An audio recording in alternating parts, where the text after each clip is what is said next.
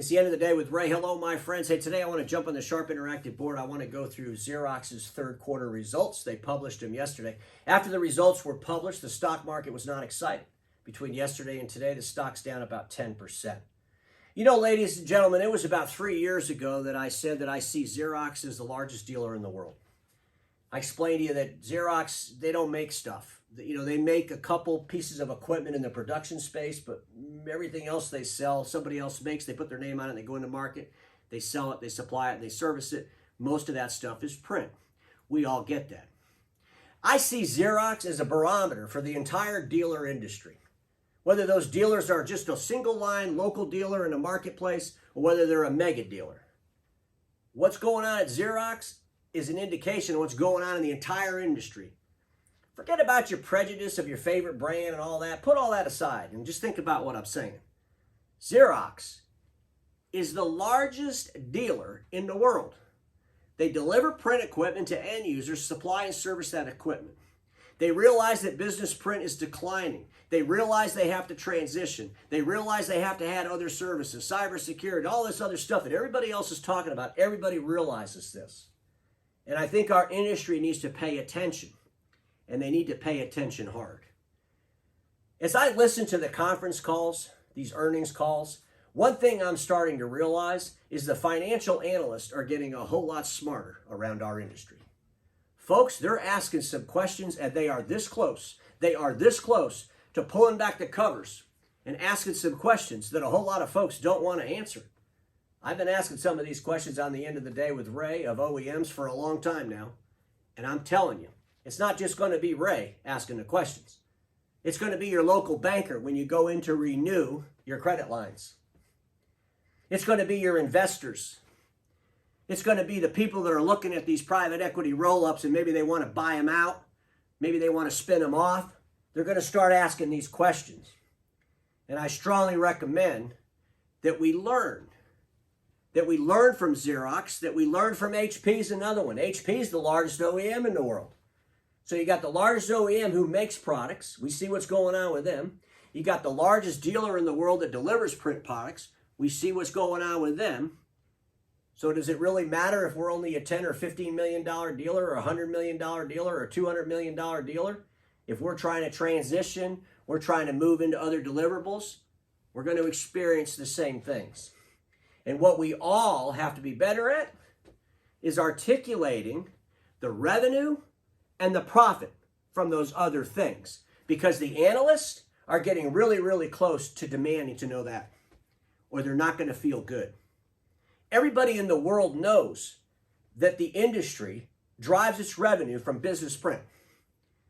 I know, you got some folks out there with some of these mega dealers that love to get on there and do YouTube videos and talk about how they're knocking it out of the park and managed IT, great, great, great. But they never share the details. They never share the math. The analysts are going to start demanding that you share the math. This is coming, folks. I'm telling you. Just listen to these calls. Listen to these calls. Read what's being published about the print industry.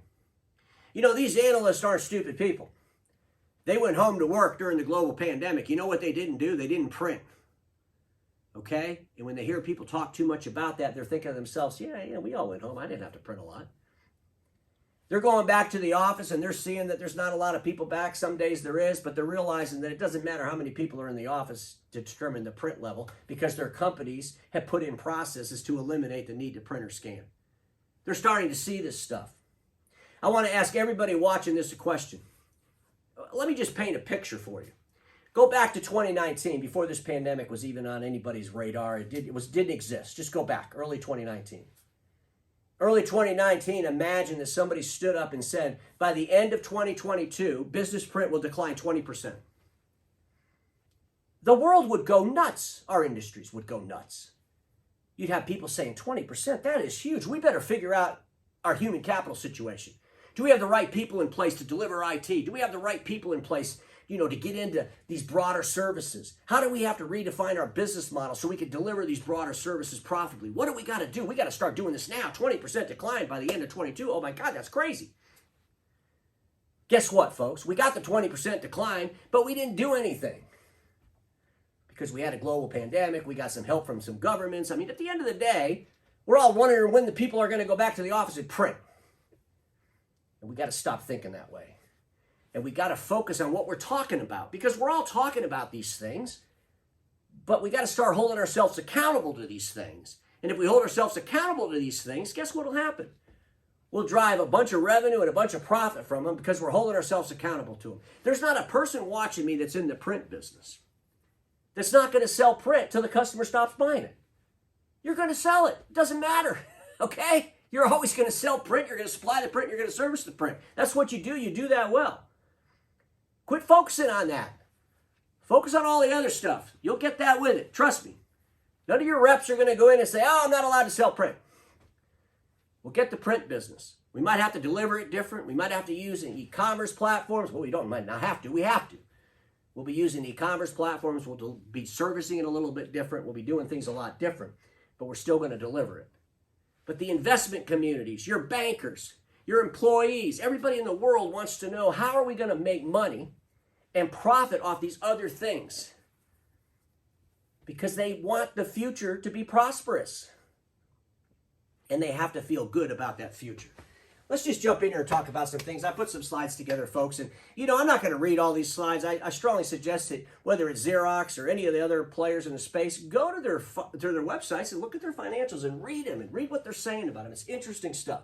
So the top line revenue for Xerox's third quarter was $1,751,000,000. They had a 3.7% operating profit, above the line, not as high as I want it, but it is above the line. Their equipment sales for the third quarter were $390 million. Their post sales were $1,361,000,000 for that total of $1,751,000,000. In that $1,751,000,000 is $150 million coming from Thet, the leasing company. I'll talk about that in a second. But here's something interesting. Xerox had $429 million in back orders on equipment. Well, that's like over a quarter's worth of revenue. It's kind of exciting, right? Folks, there's some concerns with back orders. I'll share that a little bit of that as we go through this. But in a nutshell, this is the point I want to try to make as I look at Xerox as being this barometer, because they are the biggest. I think Xerox is pretty much capped out on print and print equipment. And I just don't see them. They're not going to take if I took all of 2020, 2021, and 2022, okay, and ran the numbers by the quarter, and, they're pretty much consistent. Back in 2020, they had in the fourth quarter, they did $1.9 billion. That was a great quarter. On the third quarter of 2020, they did $1.7 billion, almost 1.8.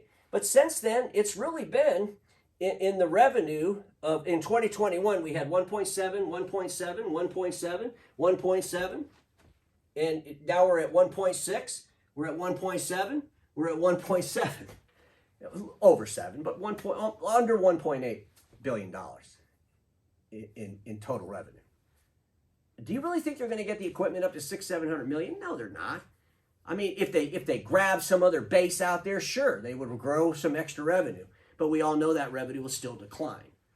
And so they're there, okay? Right now, they're the biggest in the room, and they're kind of been flat for this last, pretty consistently for almost 8, 9 quarters, 10 quarters.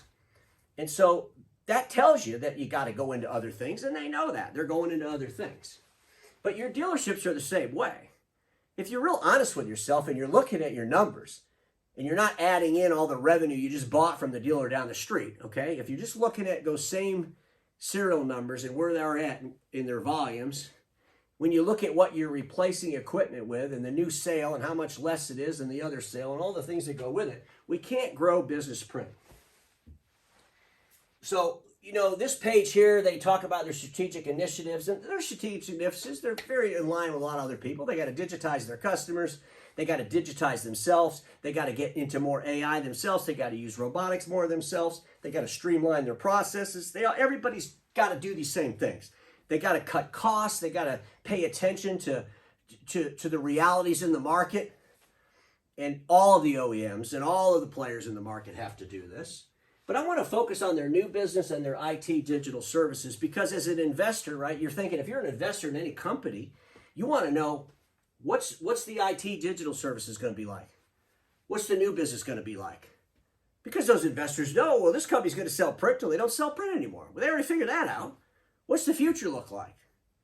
And folks, that's where people got to be able to articulate it. And more importantly, they got to be able to substantiate it. But they're doing some interesting things. They got IT services like a lot of other people in the space. They want to deliver IT services into those print customers. They're realizing some of the pain with doing that, I'm sure, just like the other folks that have been doing this stuff for a while. And they got to get some momentum with it. But here's what I'm going to tell. I'll tell it to Xerox and everybody else out there. If you manage these numbers and you had to publicly show them and describe your growth in these different segments, growth in revenue and growth in profit, I guarantee you, you're going to pay more attention to it. I guarantee it. It'll force you to pay more attention to it. But I want to talk about their new business, Park Innovation. You know, they had that thing with LQ. I talked about that a week or so ago, and that was the deal they were doing in Australia with the bridges. And folks, I was excited about that. Sounds like cool stuff. Hey, this is cool. It's futuristic. Guess what? When things turn out that they're not going to work, you dump them. You don't continue on, okay? You get out. You get out, okay? That's what investments do. You get out. And they're also looking at their 3D equipment in that same light. You know, what are we going to do with that? We're kind of downsizing some of that. They took that Novity and the Mojave, which was that solution around HVAC, and they spun those off. And they own a minority percentage in those. We'll see if that investment pans out for them, but they don't have to worry about it. They just own a minority investment in it. Go do your thing. Fiddle's interesting, and Fiddle's the Xerox Financial Services. They changed the name to Fiddle. You know, there's rumors out there. People are saying they're going to sell off Fiddle, and I'm thinking, I don't know why they'd sell off Fiddle. It produces about $600 million worth of their revenue, and I don't know if they want to get rid of $600 million of their revenue. It has a pretty good operating profit on its own. And at the end of the day, it's a real differentiator. I'm going to share that in a second. Let me just grow over here. You know, one of the things they did talk about with Fiddle is it grew 33% in its non-core originations, which is kind of interesting. I'll get with that in a little bit. But, you know, they have these frequently asked questions, and, you know, basically, I'm not going to read all this. I underlined some things, but, you know, they were asking, you know, should they expect anything different with the new CEO? And we all know that that Stephen B. took over, you know, at the death of John Vicentin. And, you know, Stephen was right there with John. I like listening to this guy talk. You know, he understands the market's going past print. He also understands that he's got a $6 billion print business. He's not going to throw the baby out with the bathwater and try to figure out how to transition. That's his challenge. That's not only his challenge, that's the entire industry's challenge, henceforth the barometer for the industry. But, you know, they want to grow. They want to grow inside those accounts, and they're putting themselves in a position to do that. And they'll have to make human capital adjustments. They'll have to do some things along the way like everybody else will, you know. One thing I am going to beat up my friends at Xerox about. I wish you all and everybody in this industry would stop talking about people going back to the office. I think it's a distraction. And quite honestly, I don't believe the analysts believe you anyway. We just got to stop it. I've been talking about this a lot over the last year. This is just, it doesn't even make sense. It's not a good argument. Whether there's 1% of the people in the office or whether there's 90% of the people in the office, if that business decides that they're going to automate their processes to accommodate a remote workforce, the first thing they got to do away with or eliminate is print and scanning. That's a fact. And these companies are in the process of doing just that. Hence why we all have to be transitioned. But I don't understand this, people talking about this. If 30% of the people go back, we're going to have this kind of print volume. If 40% of the people go back, none of that matters. Don't focus on the print. Don't focus on the people. Focus on the processes to help the people read and distribute information.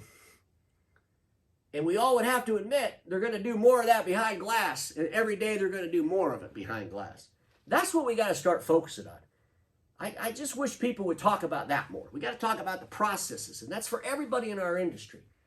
This crazy nonsense about people going back home and people in the office and we're going to print less and we're going to print more because people are going, you know, the HP CEO, and I don't agree with a whole lot of things he says, but he did say that he doesn't even think it'll be 50% going back. We know that print volumes dropped 20%. And we also know that print volumes are going to continue to drop. And not all that drop has to do with people being in the office. That drop has to do with processes that were already in existence that people are now using, and they're using more of. You know, the one thing they did do is they took some of their cash flow and they dumped it into Fiddle. They dumped $150 million into Fiddle so they can use that to go out and grab some leases. Good strategy. We all know that when you're, leasing equipment, it's not a really low rate, right? So there's a good ROI on that. That was a good investment.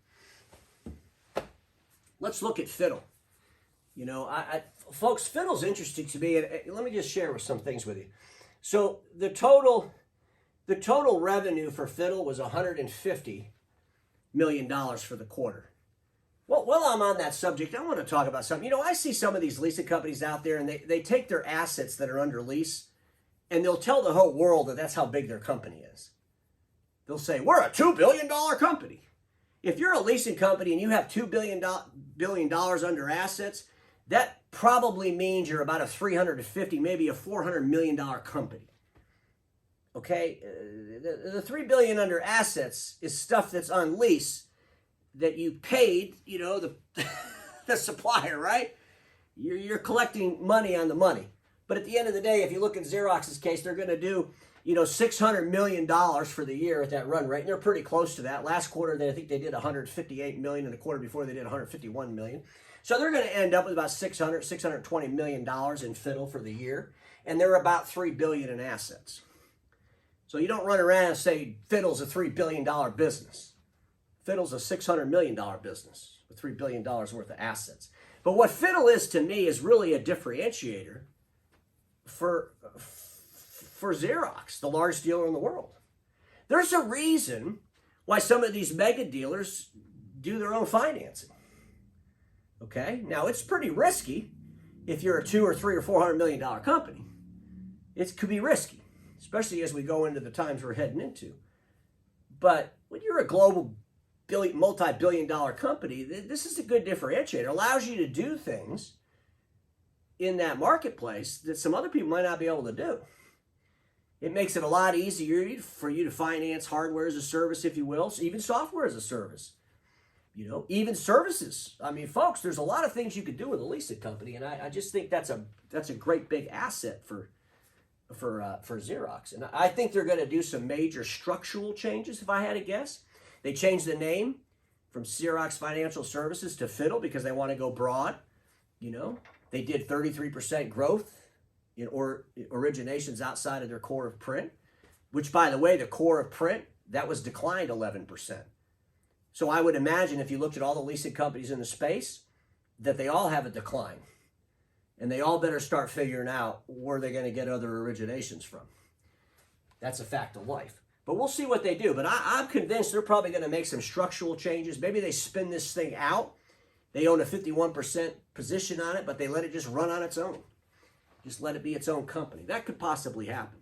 But I don't see them getting rid of it. I don't see them selling it off because it's way too profitable, and it really does drive.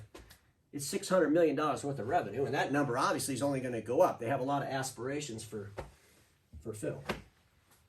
They do. I just showed this slide because they always talk about Project Own It. I think that was a great thing they did. They started doing that back in 2018, but they wanted to cut $2.2 billion from expenses. They're going to cut another $450 million this year. And folks, this is across the board. Mega dealers are going to do this. The other OEMs with their direct operations are going to do this. We're already seeing it. We're seeing some cuts over at Konica. We're seeing cuts everywhere, folks. There has to be cuts. There has to be cost controls. There's no way out of it. And we have to prepare ourselves for the increased cost in the human capital it's going to take to do all these other services. A lot of people aren't paying attention to that. I mean, these other services aren't delivering print. These other services are a little bit complicated. They take a certain sophistication. They take a different type of... It just takes different people, folks. And those different people, they're not cheap. I want to ask some questions. And folks, this is Ray's questions and Ray's thinking. And this is for the whole industry, and I want you all to think about this. I want to talk about this $429 million backlog in equipment. Here's what I'm going to ask, and you know, there was an analyst that got kind of close to this, but didn't quite pull it off the way I might have. But of that 429, and this goes to the mega dealers and everybody in the industry, everybody's got a backlog. We got supply chain issues that are killing us. So we all have a backlog. So here's the questions I'm going to ask of your backlog. What's net new versus existing base? This is extremely important. If you have a $429 million backlog, and half of that is existing business, the other half is net new, I'm excited about the net new. Quite honestly, I might not be excited about the existing base. I appreciate you keeping your customers. This is to everybody in the whole industry. But doesn't our industry save people money when they sell them stuff? So if we sell half of that $429 million to existing bases, are we going to take away from that existing services revenue? Or are we going to add to that existing services revenue? This is a critical question. And it's a question that the analysts are going to start asking. What's the difference in equipment upgrade revenue when replacing existing accounts, hardware and service? I think everybody in the industry needs to pay attention to this and start documenting and tracking this. When you replace equipment today, what's the difference in the sales price from when that contract was consummated, either 3 or 5 years ago? Most of us do 3-5 year leases. What's the difference? Is the hardware dropping by 20%? 10%? Is it increasing? You would think with supply restraints we'd be increasing, right? We would hope so. But I'm betting to say that a lot of it's reduced. We knew this before the pandemic. You would win the state bid. Next time around, there would be so much money off of that bid from when you did it. It continues to get less. What's the same aspect for service? What's the decline in hardware sales and service revenue? What's the decline? As we move from A3 to A4, there's naturally going to be a decline. What is it?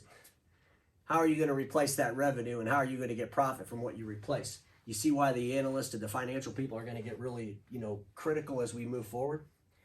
How much backlog is partner versus direct? In Xerox's case, you have $429 million in backlog. How much of that is to the partners? How much of that is for your own business? Because anything that's on backlog that's a partner related is vulnerable to that partner putting in another brain. And that applies to all of you. So whether you're Conoco with backlog, Rico with backlog, Sharp with backlog, it doesn't matter. Whoever's got the backlog, those dealers, they want to get paid. They want to get that stuff installed. So that always plays a critical component in that backlog. The financial analysts need more details, folks. They do. Xerox, they need more details from you. Conoco, I've been beating you up pretty hard about this for a long time. They need more details from you. Rico, with your mind shift and all the other things you're doing out there, they need more details from you.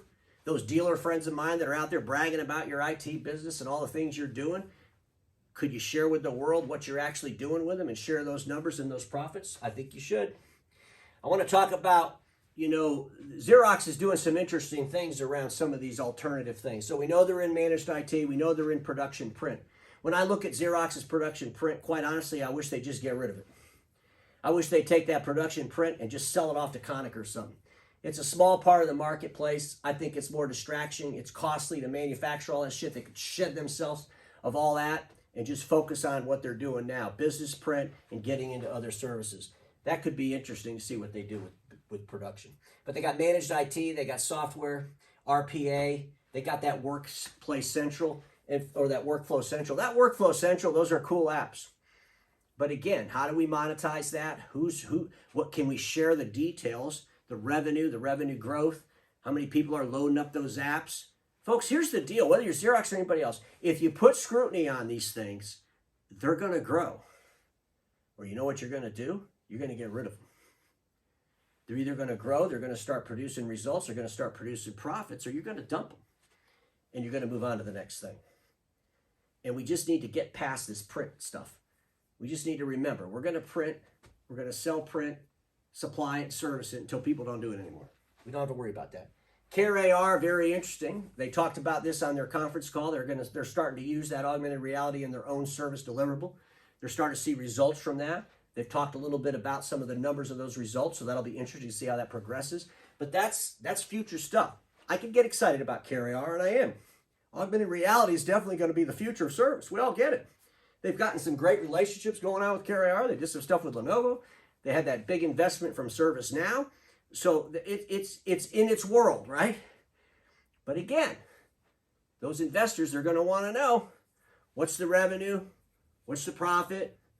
How are you growing that thing? Where are the hiccups in that? And that's really what our industry has to do a better job at. Because, ladies and gentlemen, I truly believe this to be true. Xerox is the barometer for the dealer marketplace. And don't get all excited about, oh, yeah, but we're better leaders than the people at Xerox. And don't forget about all that, okay? We're all in business doing what?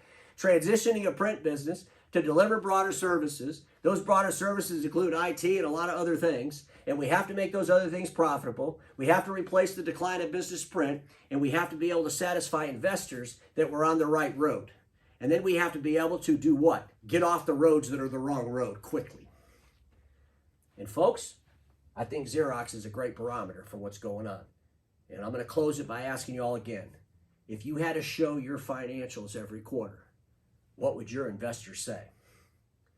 Quite honestly, I think a lot of you wouldn't want to be answering a lot of these questions. But maybe it's time we actually start doing it. We start focusing on it, getting those details to help all of us transition into that continuous relevance. Thanks, my friends, and I'll see you all tomorrow, because everybody watching me knows this. Status quo is the killer of all that'll be invented. Don't get stuck in status quo.